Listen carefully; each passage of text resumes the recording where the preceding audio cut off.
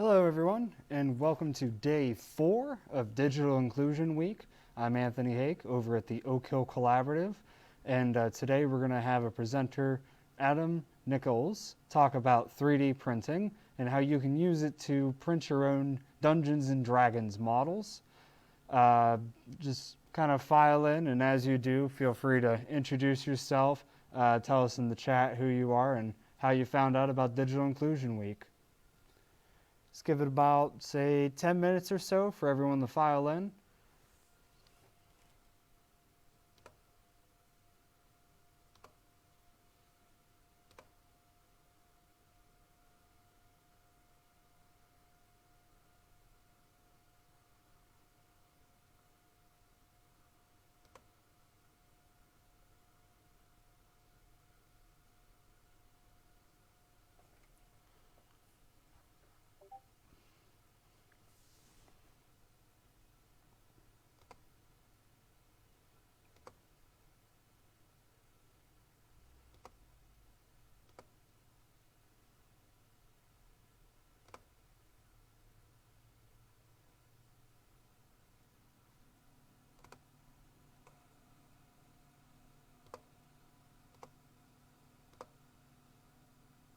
Copy link. All right.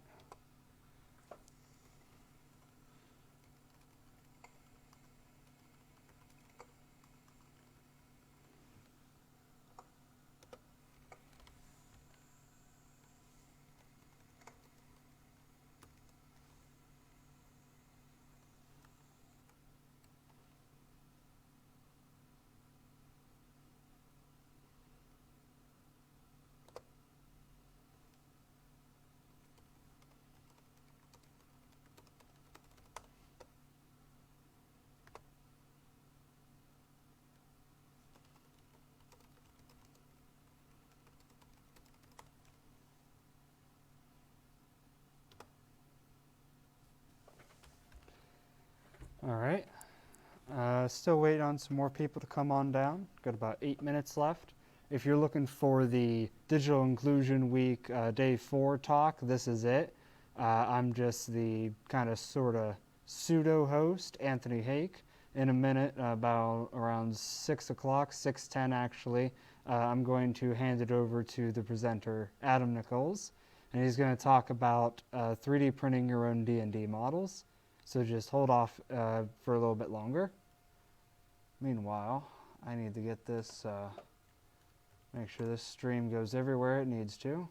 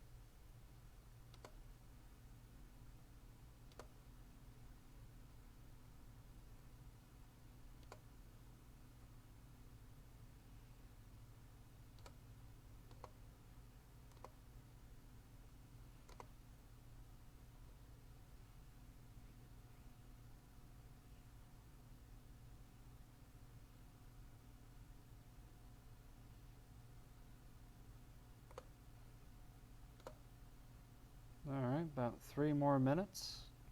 Got a couple of watchers, but we could always get a couple more. Get your friends involved. Share the link that I've put in the description. Just copy and paste it. Text it to everyone you know that think might enjoy either 3D printing, Dungeons and Dragons, or maybe both.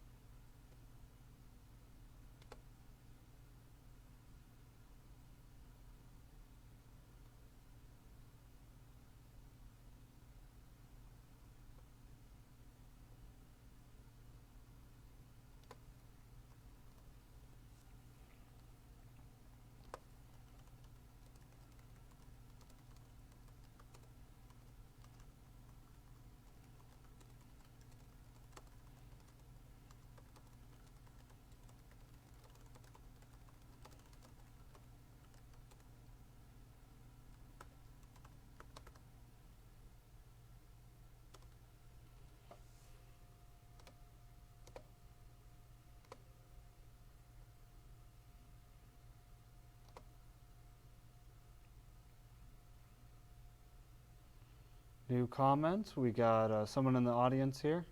Samantha McGrath says, "Hey, Anthony." Well, hello to you too.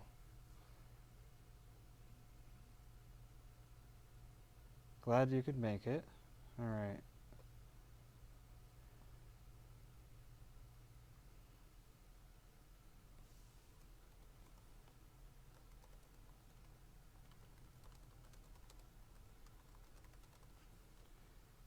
Couple more minutes left before we start the show. Link is in the comments if you want to share with your friends.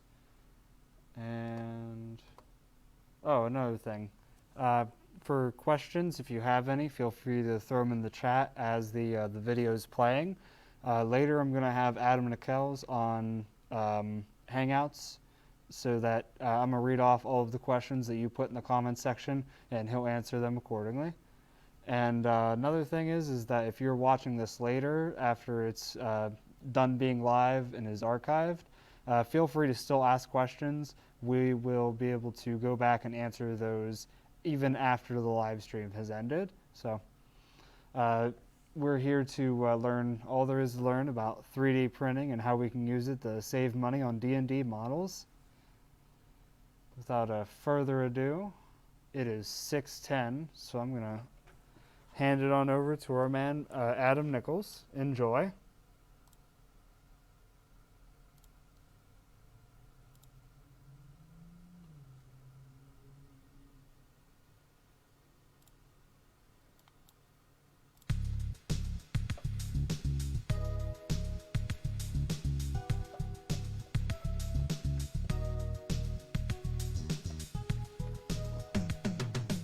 Hi everyone, my name is Adam Nickels, and I will be showing you how to use 3D printing to improve your Dungeons and Dragons games. However, for this certain party, Jerry the Dwarf, Alan the Rogue, and Christy the Cleric, they unfortunately have went into the sewers and encountered the Vanderhob.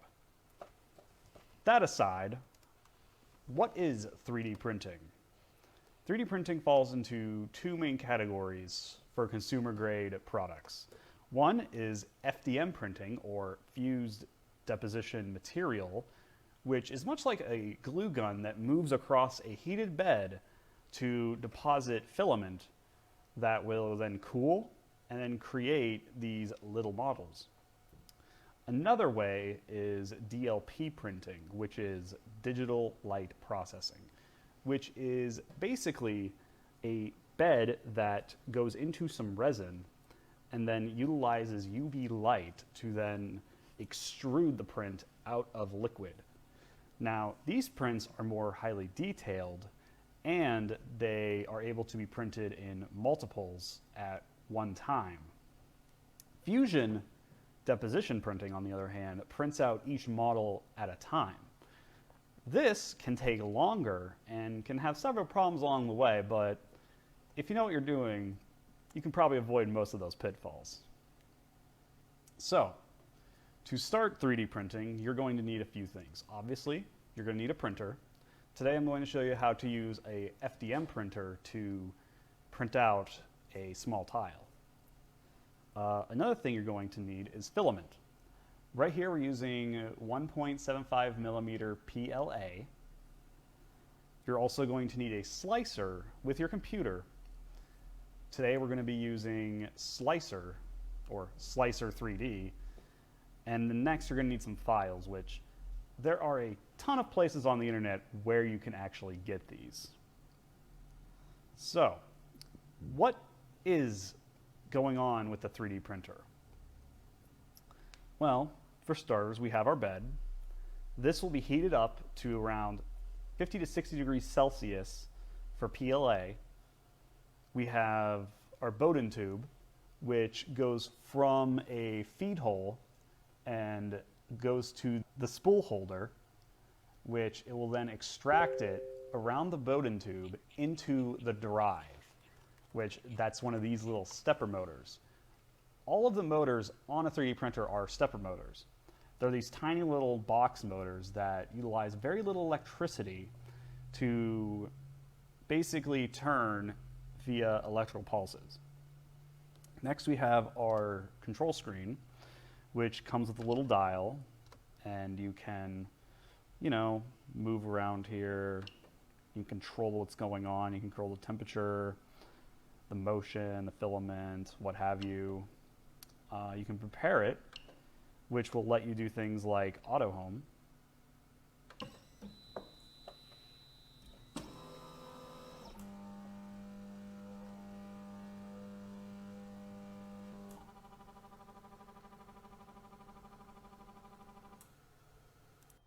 Which will put it at its 0 position. You have the hot end. The hot end is where the material is then heated up, melted, and then deposited onto the bed. It is very hot. Do not touch it. We have a cooling fan. We have, the brass nozzle, which that's the hot part. Don't touch it. There's usually a heat sink that comes right here. And that's about it. 3D printers are pretty simple. Now, going on to safety. Do not touch any part of the 3D printer while it is running, especially the hot end. As I mentioned previously, it gets very hot. So hot that it is twice the boiling point of water. If you touch it, you will only touch it once, and you will remember that pain for the rest of your life. You can touch the bed. It's not as hot as long as it's only 50 to 60 degrees Celsius. It's much like touching a warm stove, but not the burner itself. Don't get in the way of any of the motors because you could get your skin caught in them. Don't touch the belts because if you do, you could mess up your print. These things are very sensitive while they are moving. Now that we have covered the basics of 3D printing, I will show you how to slice a model, load it up onto the 3D printer, and we'll hopefully show you what a 3D printer can do. So, today we are using Slicer. We notice we have our setting tabs, which is a plater, the print settings, the filament settings, and the printer settings. The print settings are for what happens at the individual, what happens during each layer as it's deposited. The filament settings controls things like temperature, diameter, the bed. For our purposes, we are setting it to 220C, or 220 degrees Celsius. And for other layers that are not the first layer, we are setting it to 200 degrees Celsius. Now, PLA has an interesting property where you don't actually need a bed that is heated. This could affect bed adhesion, but for now, let's not worry about it. For cooling, you can just keep everything as default. Typically, you don't have to touch these settings because the fan speed is set to default at 100%. So I would not recommend touching this unless you're working with a specific material. Now, For our printer settings, this is what we actually use to affect the model. What we are doing is we are printing it with an infill density of 10%. The infill they are support lines within the model itself that are hidden by the shell, which is the outer part that we see. Now for our fill pattern, we are going with rectilinear, which should look like a grid. For our top bottom infill patterns, same thing, doesn't matter. Now for our layers, we are setting it to a 0.2 millimeter height, which in retrospect is actually a pretty low resolution, but these models, as long as they are designed to reflect that, you can print them at that resolution with very little issues and still have really nice looking models. Now for our skirt and brim. Now, skirt and brim are two bed adhesion methods. Skirt is what happens when the printer will print a small line around the model, but not touching it to clear any gunk out of the way. Any impurities, make sure that everything is sticking to the bed properly. These are the moments where you want to make sure everything is working, is that first layer. Everything past the first layer is you're typically fine to just walk away from it. Now, you can leave these settings as default as well. Now, for our supports, you only need supports if there is an overhang. An overhang is anywhere where the printer head will not be able to touch by itself, where it needs something to print on top of. Now, tiles, typically, you don't have to worry about that unless it's a very specific kind of tile, such as like a spiral staircase. For our use, we're not going to be printing this out. Speed. Speed is the rate at which it's going to move the bed, the hot end, and the filament through the extruder. Now, typically you want the first layer to be slow, around 50 to 60% slower than the standard print speed, which can range from 50 to 60 millimeters per second. Now, all 3D printers are different, even if they are the same model and same make, but these slight differences can be made up through calibration. For our travel speed, this can be as fast as we want it to because it doesn't really matter much. It's just the speed that the hot end travels to the next printing spot. We just want our print speed itself to be in the 50 to 60 millimeters per second range. We don't have to worry about multiple extruders or even these advanced settings. Now we go on to our printer settings, which we have this setting called Z offset.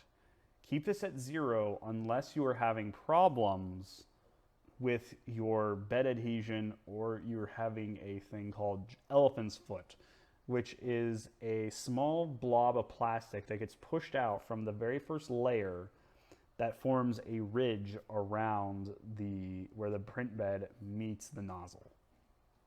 We don't really have to worry about any of these as long as they match up with the machine that you're using. So let's go over back to Plater. Now, this is set up to utilize the Invent 3D printer. Now we will go over to Add. We will load a model, which we are utilizing a rustic wooden floor pattern. It will then show up on here. And we notice we don't need any supports because of these little pegs that are attached to the outside base of this model. That will actually support the overhang that is here. So we do not need any supports. Now that we have it on the print bed, all we have to do is go over to Plater and export G-code. And now we will just save it as is. It will go through the process of going through our settings and then setting up the correct G-code, which G-code is the language that 3D printers and CNC machines utilize.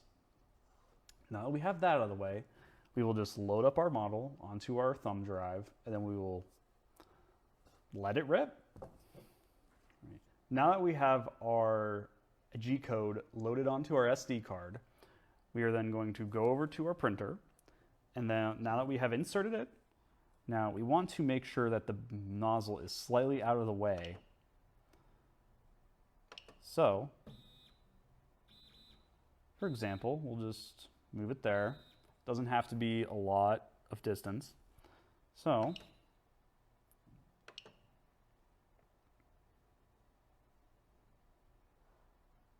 what we will then do is go over to main, print from SD, and we will go to our model. And we will just let it run. And that is essentially how you 3D print a model utilizing a 3D printer to use for your D&D games. My name is Adam Nichols. I hope you have a great day and get to 3D printing.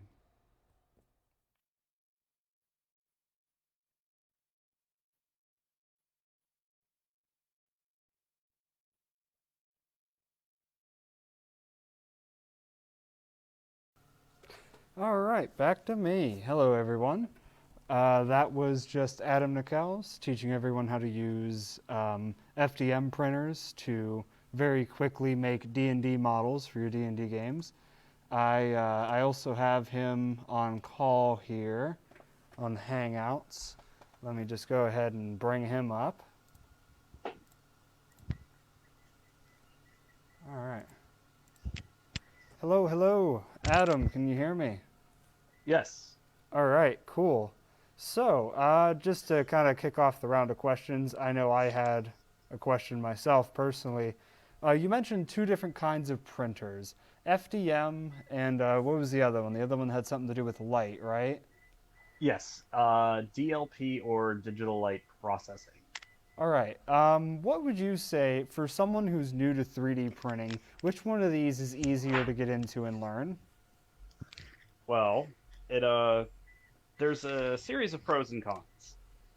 SLA or DLP printers, for example, they utilize resin, which has the con of being more expensive. It is usually toxic to like get on your skin. Failures are a lot more expensive to deal with. Like they could literally ruin the printer. But it does allow you to print multiple objects at once, but at a cost of the bed, or in the case of a DLP printer, a build plate. The build plate will be a lot smaller than, let's say, a FDM printer. A FDM printer, they are significantly cheaper. You can get a much larger build volume rather than a smaller one with the DLP printer. Filament is significantly cheap, at least half the cost, if not cheaper, especially if you buy in bulk. Amazon sells some that you can literally subscribe to, which would help cut costs. But if you're printing that much, you're probably in this industry professionally. Also, when things fail on an FDM printer, it can vary between, oh, just an individual print failed, which means, okay, you wasted some plastic, to, well, your hot end oozed plastic all over it, so now you need to replace it. But even that is cheaper than replacing an entire machine. Right, I get you. And we actually have a couple of FDM printers here down in the makerspace, and I'm sure those who come to makerspace night, those are the ones that they are familiar with. But they notice the smaller the model gets on these types of printers, the more and more detail you lose. So that would be a definite drive to go for the light deposition kinds, because those are more, they focus more on the smaller models, right? Right. Things like miniatures and objects that require a lot of detail to be shown, uh, that is the primary use of a DLP printer. If you don't really care about the details being lost on a FDM printer, you can, well, let me rephrase it. If you don't really care about detail, you can just use an FDM printer for like, printing mechanical objects. For example, my one of my friends, James Dietrich, who also is in Inclusion Week. He wanted me to print him some Fredman clips, which is a microphone holder that can hold two microphones to get a specific kind of sound. So I printed him out like four of those, and he was really happy with the results. And he told some of his musician friends about them, and they were also ecstatic. Right, right. Okay. So We have one it more. really depends on your use case. Okay, I see. Sounds like you got some printers going in the background there. I actually do. I'm Yeah. not printing anything too sequential. I'm just printing some clips for these little tiles that I showed in the video. So To hold them together. yeah, Um, we have a question in the comments here. Chris Palmer okay, asks, "Is printing your own D&Ds, D&D minis, cheaper than buying them?" Can you give us some insight to that? that's a good question, Chris. Um, it can be cheaper because, for example, sometimes you can just find prints online for or models online for free, and you can just basically bring them into your. I really wouldn't call it a slicer. It's well, I'll use slicer for simplicity's sake, but you could just bring them into your slicer, which I know that there's a lot of good guides on the internet to actually prepare a model for resin printing. You can then like load at least seven of them or several of these models on a printer at a time, and even if you were to spend like let's say $4 on a model or a suite of models, it can be cheaper. It depends on how much you do. Right, right. Yeah, because I imagine when we say that printing your own D&D models is cheaper, what people think of is, well, I can just make infinite D&D models, and they think less of the cost that goes into buying and maintaining one of these printers, as well as getting the Right, material to print with. So is there right. like a low break-even point there? It depends. Again, Oh, okay. a lot on how much you print, because some people are satisfied with just using things like poker chips or coins to mark monsters. It also depends on like what your individual hobbies are. Like I Okay. know you and me, Anthony. We do a lot of miniature painting, so Yeah. for us, that's actually a really good benefit because it lets us basically print out things and to hone our craft even more. But like if you're just printing models and then just slapping them on the table, I mean, it's still a benefit to have, Uh-huh. but there also might be some more processing involved, which going back to your first question regarding the costs of a the pros and cons versus a FDM and a DLP printer. You also have to clean the parts for a resin printer Mm. because there is residue on them when you initially take them off the build plate, and you have to finish curing them because there will be some leftover, again, residue, but it's basically like the outside layer isn't fully cured. However, this is less of a problem, especially if you just have a windowsill nearby. You can just put them on the windowsill for like half an hour, rotate it, another Okay. half hour, just make sure UV light hits it. The sun is a really good resource. In fact, you can probably put them outside, assuming you have some sort of clear container to prevent birds from snagging on them, because you don't want resin like getting leached into the environment. Right. Highly carcinogenic. Do not eat. Yeah, yeah. Don't I call it forbidden milkshake because it has the thickness of a milkshake, Oh, a that's watery milkshake. Yeah, what a yeah. visual. Don't drink it. You will Right. die. Okay. Well, yeah, that's. I believe that that wraps up Chris's question, and I'm looking through the chat here. Uh, we started Q&A about a couple of minutes ago, so we'll give them a couple more minutes while we wait for questions to roll in. Uh, Okay. I just wanted to thank you for doing this and thank everyone, since we're at the end of this now, for being a part Yeah. of Digital Inclusion Week.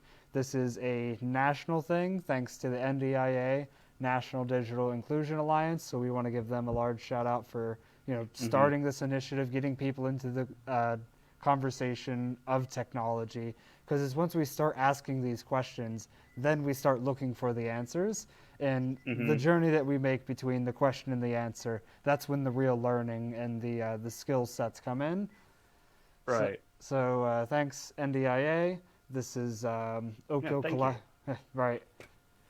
This is Oak Hill Collaborative's locally hosted Digital Inclusion Week. This has been day 4, and this is our last talk for Digital Inclusion Week. There is no talk on Friday, although I'm sure if you look at NDIA's website, if there's anyone else who's still going up until Friday, I'm sure their talks can also be attended virtually.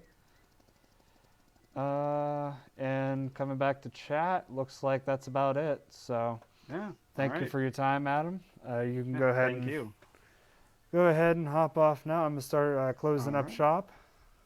All right. Well, if anyone else has any other questions, feel free to put them in the chat, and I'll take a look later, and try to answer them as best as I can.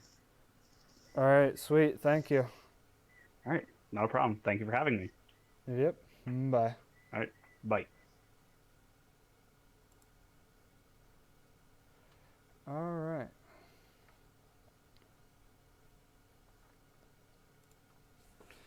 All right, back to me. If you've made it this far, congratulations. You have just sat through either on Facebook after they're uploaded and archived away. You've sat through 4 discussions for Digital Inclusion Week. Day 1 was DIY with Raspberry Pi. Day 2 was Digital Safety and Awareness. Day 3 was Making Music with Sonic Pi. And we just wrapped up Day 4, 3D printing your own D&D models. Thank you all for attending, even if it is after we're done going live. Feel free to leave your questions in the comments. We'll get to them as soon as we can. Thank you for being a part of this. You all have a good night.